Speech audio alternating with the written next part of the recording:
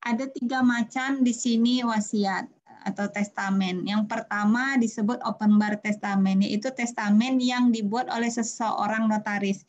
Jadi kalau kita mau datang ke notaris, kemudian kita buat testamen, maka notaris akan membuatkannya.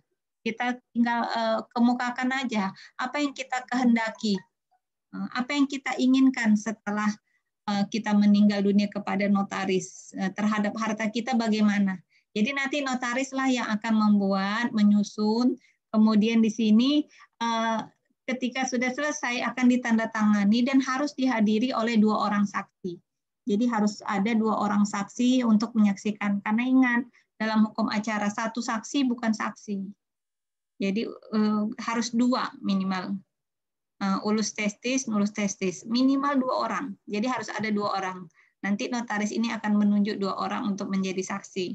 Jadi supaya lebih menguatkan nih wasiatnya. Kemudian yang kedua ada namanya holografis testamen, yaitu suatu testamen yang ditulis sendiri oleh yang meninggal di sini, yang meninggalkan warisan dan diserahkan kepada notaris untuk disimpan dan dihadiri oleh 2 orang saksi juga. Jadi kita boleh menulis sendiri, kan mungkin tulisannya bagus, mau baca, atau kita karena kita pas malam-malam kita teringat, kemudian kita menuliskan apa yang kita kehendaki nanti setelah kita meninggal, kemudian kita serahkan kepada notaris. Kenapa harus diserahkan kepada notaris? Kalau kita sendiri yang nyimpan, belum tentu itu akan dibaca. Orang nggak ada yang tahu dengan wasiat kita. Kita punya wasiat, tapi nggak ada yang tahu satupun. Kalau kita kasih sama keluarga, belum tentu nanti akan dilaksanakan wasiat itu. Bisa aja nanti tiba-tiba dikoyak ya kan? Karena daripada dibacanya wasiat, oh ini rupanya hartanya mau dikasih ke yang lain. Nanti saya nggak dapat nih hartanya. Disembunyikan wasiatnya. Makanya harus kita cari pejabat yang udah disumpah lah. Kalau notaris itu kan dia lebih pejabat yang memang sudah pejabat negara lah, yang mengurusi masalah-masalah mengenai akta-akta dan sebagainya, termasuk juga testamen ini. Jadi bisa yang kita percaya lah, orang yang kita percaya. Kalau notaris kan dia secara kedudukan hukumnya itu lebih kuat. Jadi kalau orang ini sudah meninggal, maka notaris datang untuk menyampaikan bahwa ada surat wasiat yang ditinggalkan. Jadi tidak gampang disangkal oleh ahli waris ab intestato. Karena ini kan pasti akan terjadi perebutan harta ketika meninggal seseorang, ini pasti akan terjadi. Apalagi ditemukan ada surat wasiat. Makanya kalau kita mau nulis sendiri pun, itu maka kita serahkan kepada notaris untuk disimpan. Dan penyerahan itu pun harus ada saksinya. Jadi kalau ada nanti sengketa di pengadilan, saksi ini bisa sebagai salah satu alat bukti. Selain surat, alat bukti tertulis, ada alat bukti saksi. Jadi bisa yang menyaksikan nih terjadinya penyerahan dari surat wasiat yang ditulis sendiri kepada notaris. Kemudian yang ketiga ada yang namanya testamen tertutup atau rahasia, yaitu suatu testamen yang dibuat sendiri oleh orang yang meninggalkan warisan.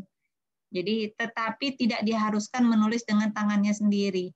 Mau kita ketik, mau kita buat gimana, boleh. Nggak mesti harus ditulis sendiri, tapi kemudian kita tutup, kita segel.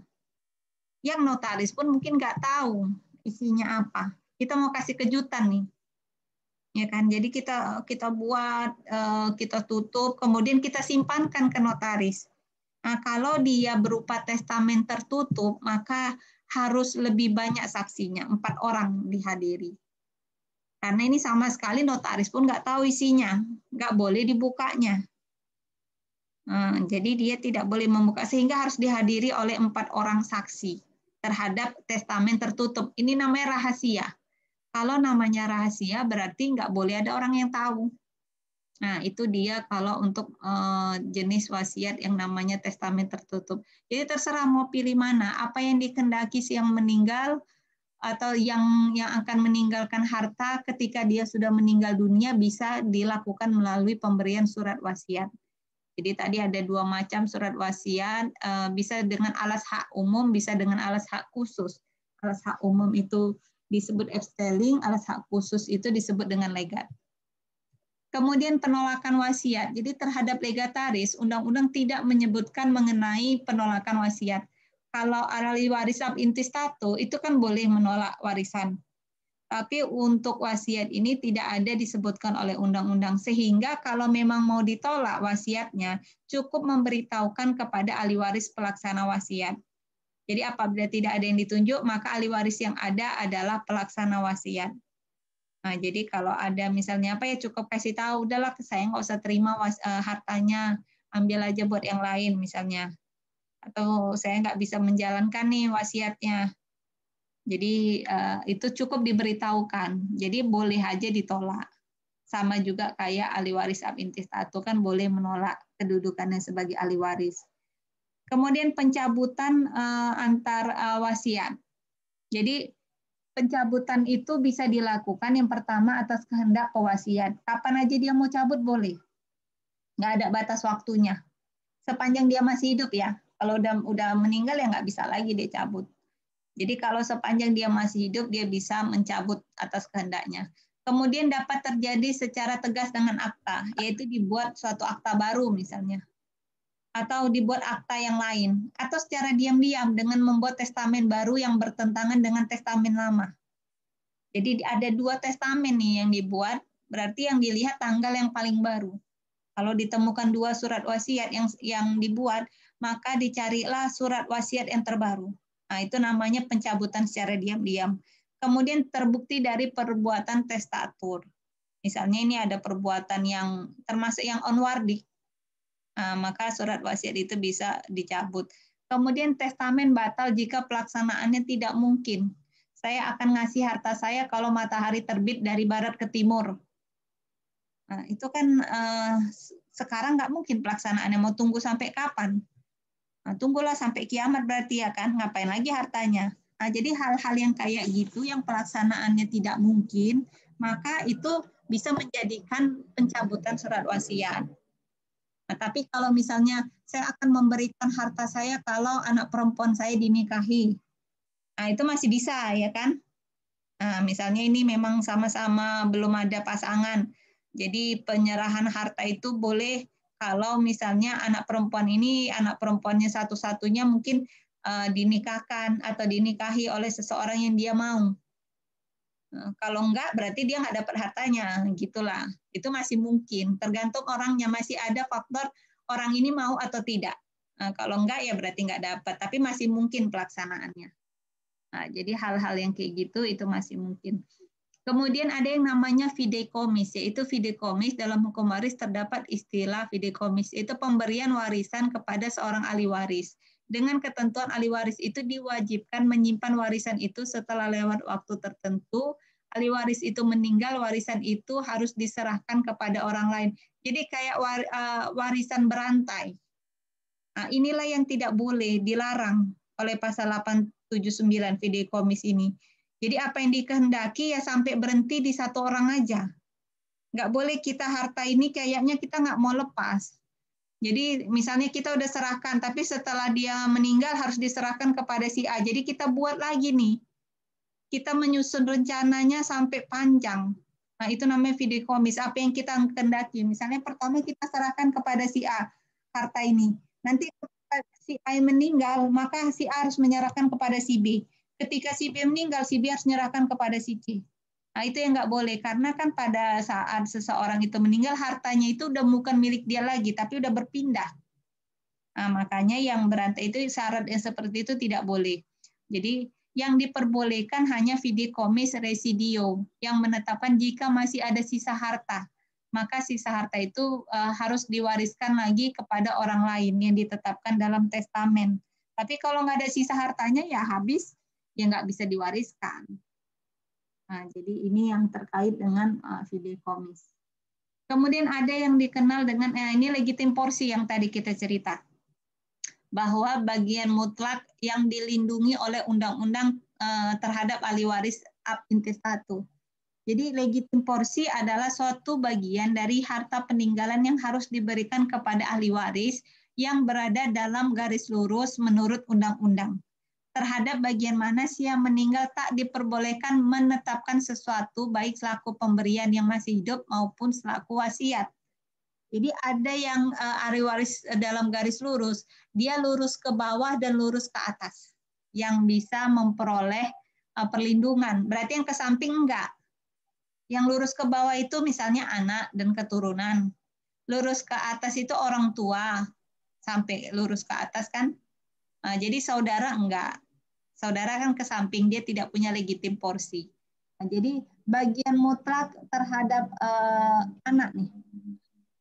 Kan anak mempunyai lurus ke bawah itu anak dan keturunan. Maka jika si yang meninggal hanya meninggalkan satu orang anak yang sah, maka bagian mutlaknya adalah setengah dari bagian yang seharusnya. Jadi nggak penuh lagi memang.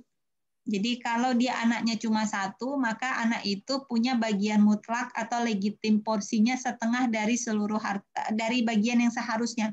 Misalnya seharusnya dia dapat setengah, maka setengah dari setengah, 4. Nah, jadi makanya ini berbeda. Jadi nggak penuh dia dapat lagi, tapi setengah. Kalau dia satu orang anak, kalau yang ditinggalkan 2 orang anak, maka bagian mutlaknya adalah 2/3 dari bagian yang seharusnya. Jadi kalau bagian seharusnya itu 1/3 misalnya, maka 1/3 dari 2/3 ini tadi. Nah, jadi dia tinggal dikalikan aja lah 2/3 dikali 1/3. Itu bagian mutlaknya. Kemudian jika yang ditinggalkan itu 3 orang anak atau lebih, maka legitim porsinya adalah 3/4 dari bagian yang seharusnya. Nah, ini legitim porsi yang dimiliki. Misalnya bagian seharusnya dia dapat 1/4 misalnya. Maka 3/4 dari 1/4. Nah, masing-masing memperoleh itu legitim porsi. Sisanya baru boleh diberikan kepada yang lain.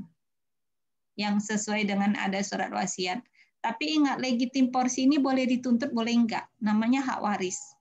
Kalau ahli waris memilih untuk tidak menuntut, ya nggak ada masalah. Tapi kalau ahli waris misalnya pengen menuntut, itu hak dia terhadap legitim porsi. Ini soalnya nggak usah lah ya. Kita masuk aja ke ininya, pengaturannya.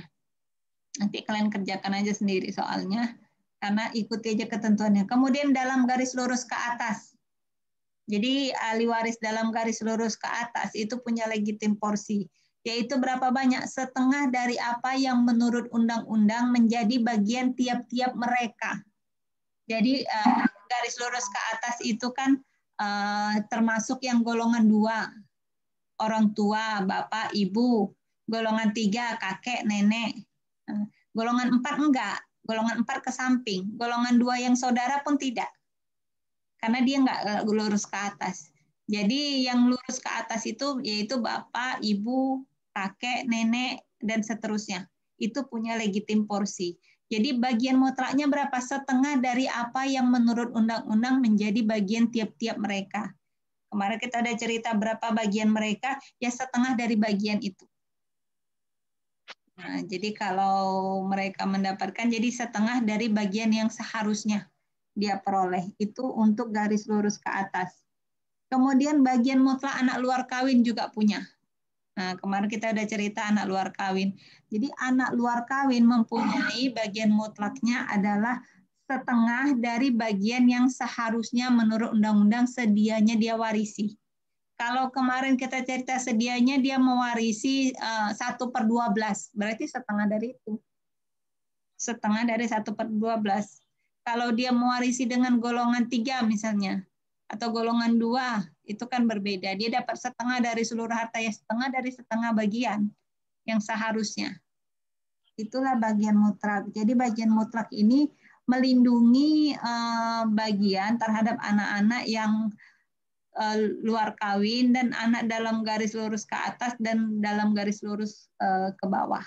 Jadi ahli waris lurus ke atas dan ke bawah. Yang ke samping nggak ada bagian mutlak. Nah, cuma lurus ke bawah dan lurus ke atas. Nah, ini dia untuk legitim porsi. Sampai sini ada yang mau ditanya? Ini soal nggak usah saya rasa, nanti kalian kerjakan sendiri. Ada yang mau ditanya sampai sini? Tentang wasiat, ini mau harus berdasarkan wasiat atau bagian mutlak, legitim porsi. Nanti ujian kita sampai dengan legitim porsi ya. Jadi ujian kita sampai ini untuk ujian. Jadi minggu depan itu kok minggu pertama kita udah ujian. Entah pertemuan keberapa. Jadi kalian pelajari sampai sini. Soalnya dikerjakan dalam soal latihan ya. Tahu nanti keluar waktu ujian, jadi kalian udah siap-siap. Oke, saya rasa ini kita foto dulu untuk berita acara. Yuk. 1, 2, 3. Oke, nanti data ya Gabriela yang nggak masuk ya. Bu. Oke, pertemuan hari ini sampai di sini. Nanti kalian siap-siap ujian. Selamat ujian minggu depan. Kalian ujiannya pakai GCR kayak biasa, kayak Meet kemarin. Tapi waktunya ingat ya, jangan telat. Sesuaikan dengan waktu yang diberikan. Jadi 90 menit harus dikumpul semua. Kalau ada kendala, hubungin saya melalui WA. Ya, untuk ini jangan sampai nanti kalian nggak keluar nilainya untuk ujian atau nilainya kurang memuaskan. Oke, saya rasa pertemuan sampai di sini. Saya ucapkan selamat ujian. Mohon maaf kalau ada kesalahan selama pembelajaran. Mudah-mudahan ujiannya bagus semua nilainya. Jangan lupa belajar di rumah, tetap jaga kesehatan. Oke, perkuliahan hari ini saya tutup. Assalamualaikum warahmatullahi wabarakatuh. Selamat pagi semuanya. Pagi, Bu. Waalaikumsalam warahmatullahi wabarakatuh. Terima kasih, Bu. Terima kasih, Bu. Terima kasih, Bu.